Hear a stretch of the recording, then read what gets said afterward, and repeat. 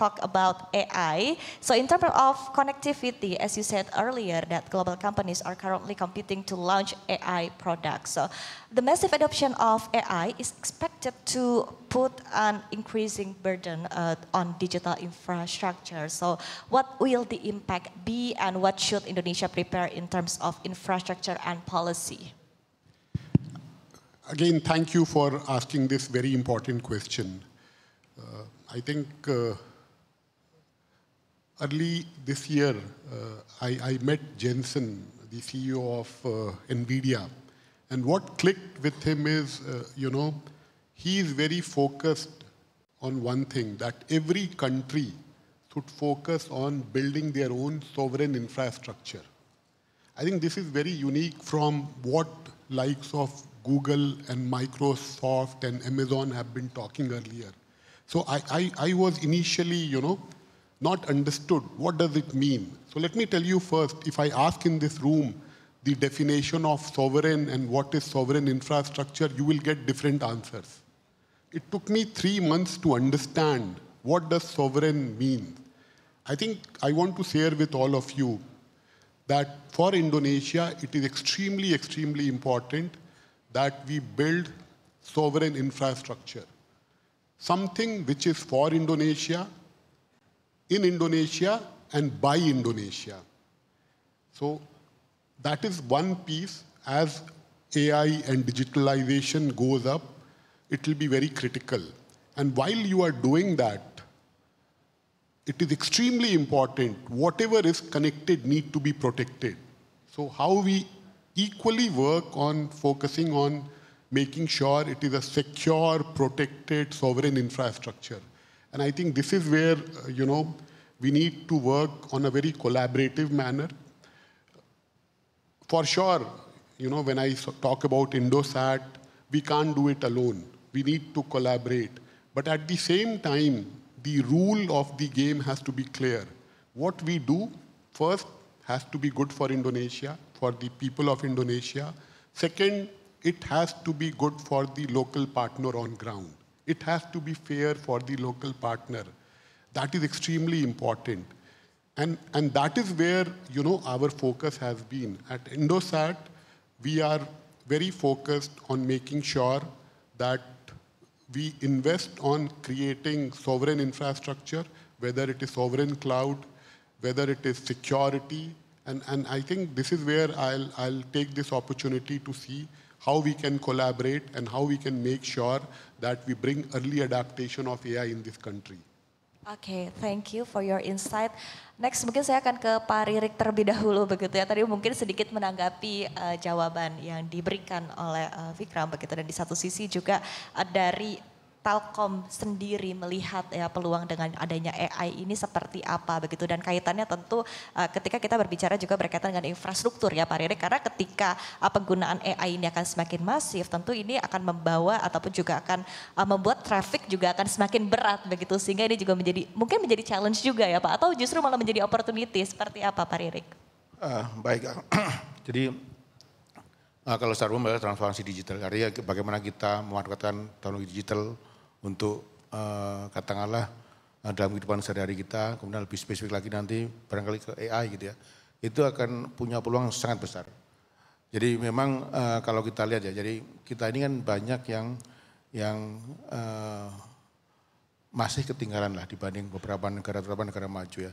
Sambil contoh pendidikan ya, edukasi. Edukasi ini kalau kita mengharapkan dengan cara yang lama, yang ada dibangun sekolah dulu, itu kan terlalu mahal, terlalu lama. Kalaupun sekolahnya udah ada banyak gitu, mungkin guru yang baik juga belum tentu mau kerja di terpencil gitu.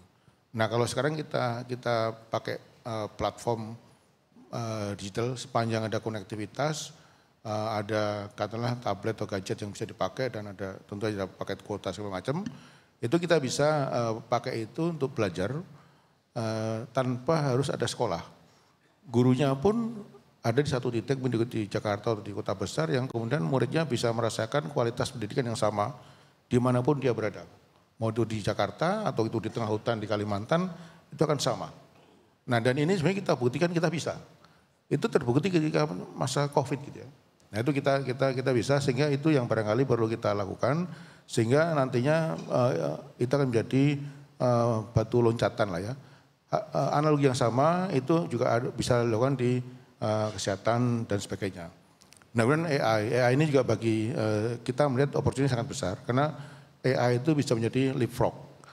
Karena kita bisa katakanlah menggunakan bahasa AI tanpa kita harus belajar step by step gitu. Sambil contoh gini, mungkin yang lebih mudah ya, kalau ada suatu event UKM gitu, UKM yang katakanlah jualan suatu produk jasa yang pasarnya di nasional. Ketika dia akan jualan target pasar di Jakarta, mungkin dia harus tahu di Jakarta itu orang yang laris seperti apa sih, atau kemasannya seperti apa, mungkin rasanya seperti apa. Nah itu kalau dia harus pengusaha kecil ya, harus pelihara orang yang jago marketing atau product management atau product development yang canggih, kan dia nggak akan bisa. Tapi dengan AI, dia tinggal connect atau akses ke satu web gitu, dan bisa nanya itu. Dan dia akan dapat jawabannya dengan mudah, murah, cepat. Nah bayangkan kalau itu terjadi, kan betapa diuntungnya si UKM ini tadi, tanpa dia harus nembak-nebak, atau tanpa dia harus pelihara orang yang memang tahu itu dan bayar mahal, dia mungkin nggak akan mampu menggaji juga kan. Nah itu contoh yang simpel betapa AI ini potensinya juga sangat luar biasa di negara kita, tidak hanya bagi perusahaan seperti kita, telco gitu ya, tetapi juga bagi masyarakat luas dan tentunya juga bagi negara kita. Pemerintah pun juga banyak yang bisa dilakukan. Sebagai contoh gini, kita pernah menyediakan satu katakanlah AI gitu untuk membantu evaluasi ketika membutuhkan aturan baru. Jadi salah satu yang challenging bagi pemerintah adalah ketika dia akan menerbitkan suatu aturan baru adalah bagaimana harmonisasi dengan aturan yang sudah ada. Aturan yang sudah ada itu ribuan. Nah kita masukkan aturan yang sudah ada itu ada 4.000 lebih gitu dokumen, kita masukkan ke dalam mesin AI itu, kemudian dia akan terus belajar. Nah dari situlah kemudian ketika kita punya draft aturan yang baru, kita masukkan, nanti si aplikasi yang based on AI ini akan berikan tahu, oh ini loh yang harus diatur, ini yang konflik dengan aturan yang sudah ada dan sebagainya. Itu jauh lebih cepat, lebih murah gitu ya, daripada harus pakai banyak orang gitu ya, dan sangat akurat. Nah kita pun di Telkom juga banyak pakai AI, kayak misalnya kita ngelola network kita, itu juga pakai AI, jadi kita mengurangi orang-orang itu lebih ke yang rutin-rutin itu semua bisa PKI, pakai robot. Nah itu yang kita lakukan sehingga kita harapkan nanti akan lebih efisien juga. Oke, baik. Baik, menarik Pak Ririk, sebetulnya masih bisa ditanyakan lagi begitu, tapi mungkin saya akan ke Pak Sarwoto terlebih dahulu. Pak Sarwoto, tadi sekali lagi ya 30 tahun Mastel berdiri begitu, ini juga menarik.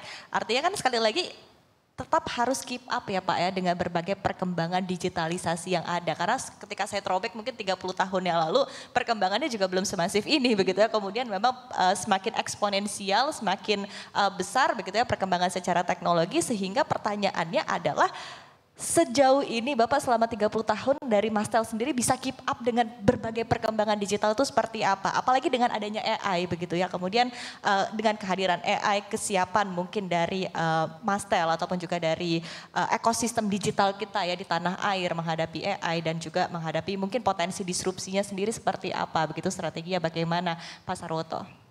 Baik, terima kasih. Jadi memang AI ini 2 tahun terakhir top of mind lah gitu ya. Tetapi kalau ditanyakan di Mastel ini sebenarnya sudah mengantisipasi sejak 4 tahun terakhir ini. Pertama adalah mengantisipasi konvergensi. Sehingga dulu Mastel itu hanya bicara tentang telco, fiber optik, satelit yang tadi disampaikan. Kemudian ada BTS, ada tower dan sebagainya. Sekarang enggak gitu. Mastel juga membicarakan bahkan disrupsi di penyiaran. Gitu. Sehingga di organisasi kita ada yang namanya Dewan Pimpinan Harian yang ada 12 sekarang ini menanggapi dan tracking terhadap teknologi, layanan dan sustainability dari para pemainnya. Di situ baik ada fintech, ada penyiaran, kemudian bahkan ada yang berperhatian khusus terhadap perangkat nasional, TKDN nasional di bidang ICT dan seterusnya. Tetapi kembali lagi kalau tadi pertanyaannya tentang AI, di Mastel sendiri ada departemen khusus yang mengamati terus perkembangan AI, big data, kemudian IoT, kemudian itu sangat berkaitan gitu.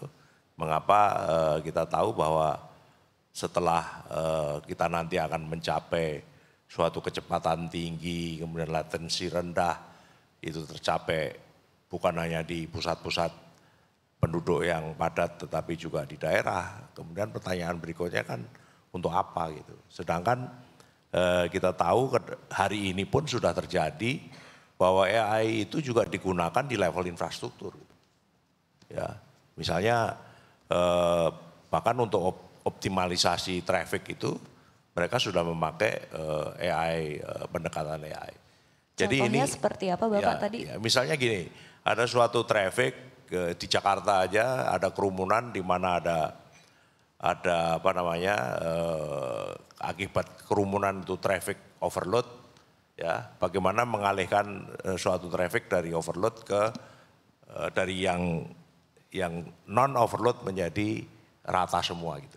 Jadi ini bisa dikerjakan, kalau dahulu itu sangat manual, sekarang dengan AI langsung bisa ditanggapi. Kemudian juga AI ini bukan hanya merambah dunia telco, telco pun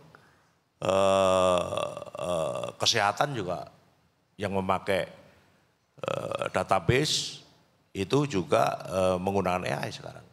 Seperti diagnosa orang sakit di Kupang, pelosok Kupang lagi di sana, tidak ada dokter, bisa didiagnos sementara dengan teknologi AI, ini sakit apa gitu. Jadi ini memang ke depan sangat merambah bukan hanya infrastruktur tetapi juga aplikasi-aplikasi yang akan memudahkan kehidupan kita. Tapi juga jangan lupa banyak juga orang cemas terhadap AI ini. Ya, sehingga seluruh dunia sekarang lagi saling benchmarking gitu.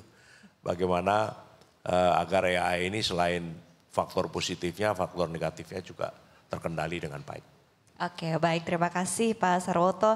Next saya akan ke Pak Ismail. Pak Ismail, kalau tadi pertanyaan saya adalah orkestrasinya ya dari pemerintah seperti apa.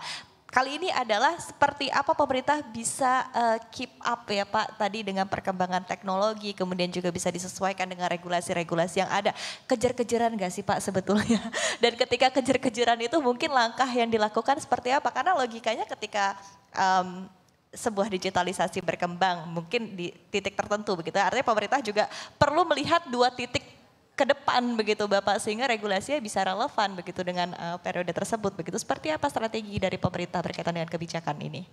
Baik, terima kasih. Memang kita tahu ya bahwa perkembangan teknologi itu tidak sangat cepat ya. Dan dari setiap perubahan itu semakin hari ke sini perubahan itu makin cepat. Contohnya misalnya dulu dari 2G ke 3G, 3G ke 4G itu ada yang membutuhkan 10 tahun, 8 tahun, 7 tahun. Nah sekarang dari 4G, 5G ke 6G pun bisa lebih cepat gitu berubahnya. Jadi sehingga perubahan teknologi itu tidak bisa dibendung dan bergerak sangat cepat. Maka regulasi yang bagus itu adalah regulasi yang tidak mengatur terkait dengan perkembangan teknologi. Tapi justru memberikan ruang atau koridor kepada pelaku usaha atau players, stakeholders, batasan-batasan yang sifatnya prinsip.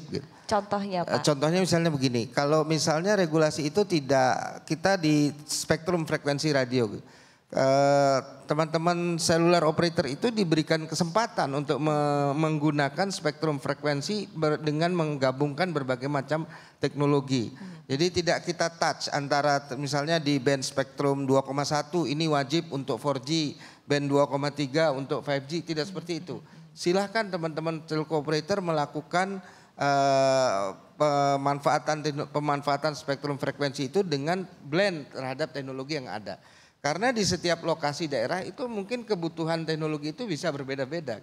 Ada yang memang sudah sangat perlu untuk dibangun 5G, ada yang masih levelnya dibutuhkan 4G. Ini juga terkait dengan kepemilikan handset yang seperti diceritakan oleh Pak Ririk tadi. Ini kan survei oleh telco operator dijalankan terus gitu, sehingga dia sesuai dengan kebutuhan demand dari masyarakat. Jadi regulasi yang kita bangun itu adalah regulasi yang mengencourage, yang mendorong, bukan regulasi yang membatasi. Jadi itulah kira-kira filosofinya. Gitu. Oke, baik. Dan mumpung ya kita lagi membahas tadi berkaitan dengan regulasi dan juga kebijakan, dan mumpung di sini juga ada perwakilan masing-masing dari private sector, dari Mastel, kemudian juga dari state owned company.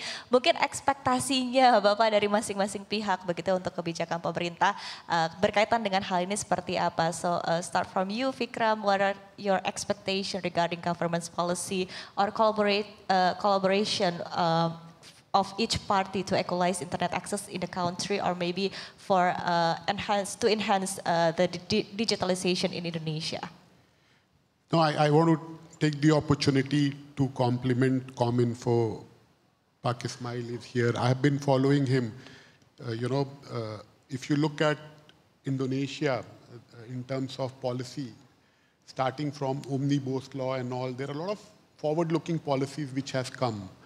One example I'll give you, Indonesia has done extremely well on timing 5G. It's a global knowledge that country after country, operator, they have wasted money. So when we invest money on technology, it should help people. So especially the regulators have done very well. I've been listening to Pak Ismail 3 years back. He said it is an ecosystem play. Ecosystem need to get ready. It is not about technology, how it will solve problem. So my request will be that I think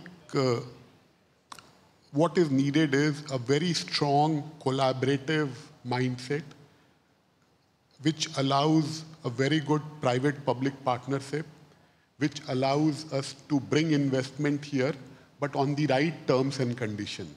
We have to protect the sovereignty of the country.